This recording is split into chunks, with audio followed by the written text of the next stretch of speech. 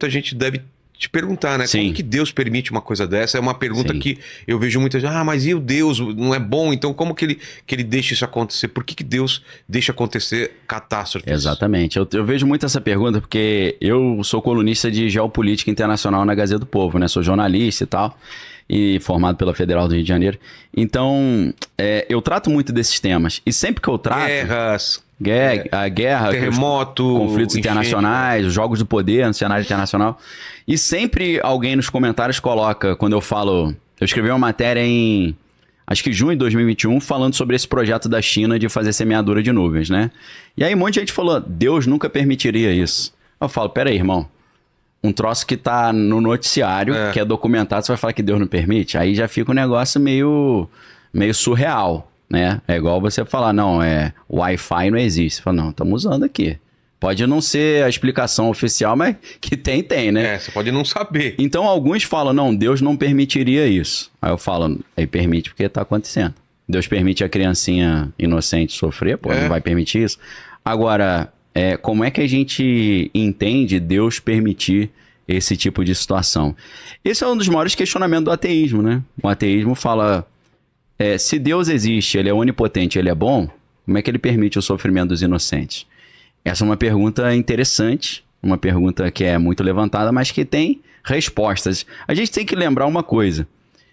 Quase nada que a gente levanta de pergunta é novo. Isso já era falado na época, nos tempos bíblicos, entendeu? Então, assim, muitas pessoas inteligentes e capazes já pensaram sobre esse assunto e já formularam possíveis respostas. Uma das possíveis respostas mais interessantes que eu encontro é de um filósofo chamado Alvin Plantinga. Alvin Plantinga é um cara que a história dele é interessantíssima, pelo menos para quem acha legal a ideia de Deus existir. Esse cara, ele desde jovem, ele falou o seguinte, olha, minha missão de vida é restaurar o respeito a Deus dentro da universidade. E aí ele foi estudar em Harvard, Princeton, Yale lá, se tornou um dos maiores filósofos da filosofia da linguagem do mundo, o Alvin Plantinga. E a missão dele era provar, pela lógica, que a ideia de Deus não é incoerente. E ele meio que consegue fazer isso. Ele é um debatedor assim, que ele chega no debate e o cara dá um argumento e ele desconstrói o argumento do cara numa fórmula lógica e mostra o seu argumento é inconsistente por causa disso. Então, vou te dar um exemplo, né? O cara chega assim, eu só creio em Deus se tiver evidência. Aí ele fala, a tua postura é uma postura que a gente chama de evidencialismo. Aí o cara, o que é isso? Você dizer que você só crê naquilo para o qual você tem evidência. Aí ele manda um argumento que parece um argumento maluco, mas é válido que ele fala. Você não tem evidência que eu existo, você está conversando comigo? Como assim? Mas não tem evidência que ele existe? Evidência, assim, total não tem. Aí ele vai dar o experimento, que é um experimento de um outro filósofo que era amigo do Alvin Plantinga, que é o Hilary Putnam. Hilary Putnam, infelizmente, faleceu. Era um professor de filosofia da Universidade de Princeton que ocupava o cargo do Einstein. Então, assim, não era muito analfabeto, não, né? E o Hilary Putnam criou um experimento chamado, experimento mental, né? O cérebro na cuba, ou cérebro na bacia. Sim. Brain na vat. E aí é uma discussão epistemológica, né? Que é como o homem tem o conhecimento. Ele fala, cara, toda a experiência que a gente tem com o mundo fora do nosso cérebro, ela vem por impulsos elétricos, que são traduzidos. Ou seja, nós não temos experiência direta com o mundo ao nosso redor, apenas com a tradução dos impulsos elétricos. Vou dar um exemplo. A visão. Como é que funciona a fisiologia da visão humana? Eu vou tentar explicar da forma mais simples possível. A luz bate no objeto, ela volta no meu olho. Algumas coisas são absorvidas por esse objeto, outras são refletidas. Sim, exatamente, né? Tudo que volta, né? Por isso que são cores diferentes. O branco reflete muita coisa. Exato. E uma coisa negra, ela vai absorver a maior parte dos raios e soltar pouco. Eu sei que para você, nessa parte do desenho, do design, essa parte da fisiologia da visão é muito interessante, né? Então, e é claro que se você tem um outro tipo de olho, você vai ver um outro tipo de coisa. As abelhas veem coisas que a gente não vê. Né? A gente não vê o infravermelho, o ultravioleta. Exatamente, a gente só vê nesse intervalo, ela vê mais além. Então, se você pergunta para um ser humano, o que você está vendo ao seu redor? A nossa resposta vai ser uma, da abelha vai ser outra. Exato. Então, para mostrar que depende do equipamento que você está usando, né? Não sei se você sabe, mas A abelha não fala também. É verdade, tem esse problema. Tem esse pequeno problema aqui, ela vai demorar um pouco pra responder aí. É verdade. Eu lembrei... Mas se ela pudesse responder, ia ser uma coisa... Cachorro também falam que vê diferente. Eu lembrei da galera contando a piada pro meu irmão, né? Falando, pô, os 2 cachorros estavam andando, aí passou uma cadela, o cara falou assim, aí, vamos lá. Aí o cara falou, não vou não. Ele, por quê? Parei de cheirar. Aí meu irmão falou, não entendi a piada. Nossa. Aí os caras, pô, cachorro não tem mania de ficar fica cheirando. Cheirando ele. Ah, mas pô, era cachorro? Não sabia, cachorro não fala? Ai, eu falei, presta atenção na piada, pô. O cara quer tudo explicar. Ele quer certinho, né? Aí já... Pô, o cachorro não fala. A abelha também não fala, né? Infelizmente. Mas a gente sabe como a fisiologia da visão da abelha funciona, né? O que a gente tá falando não é uma representação total do mundo, né? Não é. Quando o homem fala existe isso, existe com o equipamento que a gente está usando.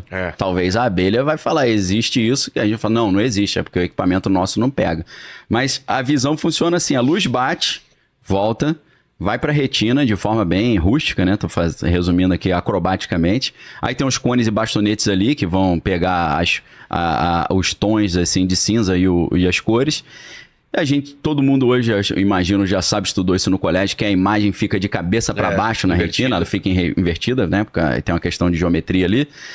Só que a gente não vê o mundo de cabeça para baixo, né? A gente vê ele normal. Como é que acontece essa correção dessa imagem? Ali na retina, essa imagem de cabeça para baixo é transformada num impulso elétrico que vai pelo nervo óptico que chega até o cérebro. E o cérebro reconstrói essa informação. É a mesma coisa de você falar, cara, eu já vi o Brad Pitt num filme. Não é a mesma coisa que vê-lo fisicamente. Eu não tive uma experiência direta com ele. Eu vi uma reconstrução que um equipamento de filmagem produziu e depois foi codificado e decodificado. A ideia tá nessa, né? Na codificação e decodificação. Então, aquela imagem que está de cabeça para baixo na nossa retina é codificada no impulso elétrico. E esse impulso elétrico vai pelo nervo óptico e é decodificado pelo cérebro. Então a gente só tem acesso à decodificação do impulso elétrico. A gente não tem acesso à imagem como ela realmente está no mundo. E para todos os 5 sentidos. Se a gente pensar no tato é a mesma coisa, no paladar é a mesma coisa, na audição também. Como é que é a audição? O som é uma onda mecânica, né? Não tem som no vácuo, né? A não ser que seja uma onda de rádio que está sendo interpretada. Mas o que é o som? As moléculas do ar se mexem e vibram o nosso tímpano. E aí no tímpano tem uma série de estruturas ali que vão fazer esse som ser refinado, como o estribo, martelo e bigorna. São 3 ossinhos, né? E é interessantíssimo isso, né? Principalmente para um problema, eu acho, para um cara que é ateísta. Ele pensa, pô, tem 3 ossinhos dentro do ouvido. E a gente sabe que o som ele se movimenta de forma muito mais rápida e fiel no sólido do que no ar, né? Então dá uma refinada no som.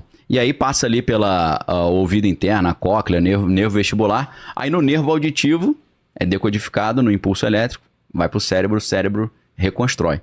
Então a gente não tem acesso direto às imagens como elas realmente são, nem ao som como ele realmente é. Então o que ele formula em cima disso? Pode ser que a nossa experiência do mundo, a gente seja só um cérebro cheio de eletrodo. Né? Porque ia ser indistinguível. A gente não ia conseguir saber a diferença de uma coisa para outra. Aí você fala, pô, mas eu casei com a minha esposa, engravidei, ela nasceu filho. Pode ser um programa de computador, que pode ser uma Matrix. Né? Pode ser um programa que está rodando. Então, o que o Alvin Plantinga faz? E até o pessoal fala que ele só desenvolve até onde a gente chega. Então, onde está indo uma sonda, o telescópio está enxergando, ele está mostrando. Exato. O resto do universo não precisa ser gerado pelo computador. É só quando a gente vai alcançando, ele vai como um jogo, né? Ele não deixa tudo já. Você vai para aquele canto, ele renderiza tudo aquilo. Exatamente. Você vai pra outro, isso. Ele renderiza aquilo. Hoje a gente sabe que é assim, né? Que o observador influencia o que está sendo observado, né? Quando ninguém tá olhando é de um jeito, quando olha ele muda, né? Como se chegasse alguém num banco ali, o gerente, para fazer uma sindicância, aí todo mundo fica bonitinho, né? Parece que no nível subatômico é assim que funciona, né? Quando o observador olha, eles colapsam. Mudam, né? Muda ali a postura. E sem falar que pela ciência que a gente tem hoje, a gente só conhece 4% do universo, né?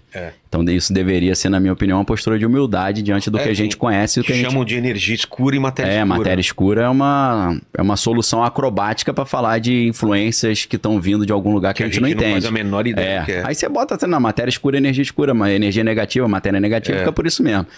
Agora, 4% é muito pouco, né? Imagina você chegar, tá noivo assim da tua esposa, aí seu pai fala: você tem certeza que essa é a mulher da tua vida? Você fala: claro, eu conheço ela muito bem. Quantos por cento você conhece? Conheço ótimo, 4%. Não, 4% não é nada, meu amigo. É muito pouco. Então a gente conhece nada, né? Pode ser que Deus esteja nos outros 96% ali que a gente não olhou ainda, né?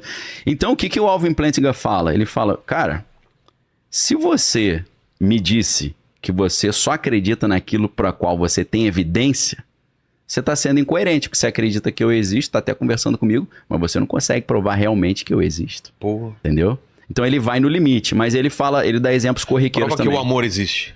Não, exato. Como que você vai medir o amor? Medir? Não, outra coisa assim, você chega para um amigo e fala: aí, me encontra sábado 4 horas no cinema lá que a gente vai assistir o filme. Você não tem certeza que ele vai. Várias vezes ele atrasa, ele pode furar o pneu do carro e tal, ou até morrer, sei lá, cair um meteoro. Mas você tá lá esperando ele. Você não tinha evidências totais que ele ia estar lá, mas você acreditou e foi. Então ele destrói essa ideia do evidencialismo como um argumento para o ateísmo. Não, eu só acredito naquilo para o qual eu tenho evidência. Então você não encontra com ninguém no shopping, né? Você não casa com a tua mulher, que você não tem evidência total que ela vai ser fiel e vai te respeitar. Então esse evidencialismo é um argumento complicado. Com relação a Deus permitir a maldade, esse cara, o Alvin Plantinga, ele dá um argumento muito interessante, que não foi ele que inventou, mas ele elaborou de uma forma mais assim, de linguagem da lógica, né? Ele diz o seguinte: quando você fala que uma criança está sofrendo e isso é ruim e isso é pro mal, você está querendo dizer que você tem certeza que Deus não tem nenhuma outra razão melhor ou positiva para que aquilo acontecesse. Aí o cara fala: como assim? Aí eu vou dar um exemplo, vou tentar ilustrar isso. Você pega uma filmagem de uma criança com a mochilinha esperando um ônibus escolar. Só você manja de enquadramento, né? Sim. Tá enquadrado ali. Só a criança ali e tal. E tem uma árvore do lado.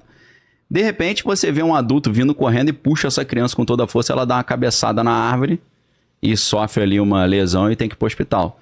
Com esse recorte, o que você vai interpretar? Esse cara é um monstro. Esse cara precisa ser punido e tirado do convívio social, porque ele é um psicopata, um sociopata. Mas às vezes, se você amplia, você vai ver que estava caindo um galho da árvore em cima da cabeça da criança, ele tentou salvar. Então, uma ação que era vista como uma ação 100% prejudicial, negativa e maldosa, passa a ser o contrário. Assim, a criança acabou se machucando, mas não morreu. Se ele não tivesse puxado, ela teria morrido com aquele tronco caindo na cabeça. Então, pra gente dizer se as ações, os fatos que acontecem no mundo são do bem, ou totalmente do bem, totalmente do mal, a gente teria que ter um zoom da eternidade para entender tudo o que está acontecendo, né? Então, o argumento dele é esse. O cara que fala: como é que pode um Deus que é bom permitir acontecer coisa ruim? Ele fala: é coisa ruim porque você não enxergou o propósito mais profundo que Deus tem.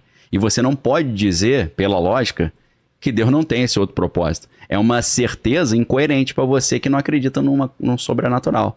A pessoa está querendo dizer: eu tenho certeza que não haveria nenhuma outra razão para isso ser permitido acontecer. Ele fala: isso não faz sentido. Você não tem como você ter essa certeza. Você teria que ser eterno. Você teria que ter a dimensão total do conhecimento e do tempo. Então, é uma pergunta difícil de responder, mas Deus pode ter outras razões para permitir que isso aconteça que a gente não consegue enxergar devido ao nosso enquadramento limitado, né? Exato, bem pequeno. Esse é um argumento que o ateu pode falar: para mim é tosco, mas ele é logicamente perfeito.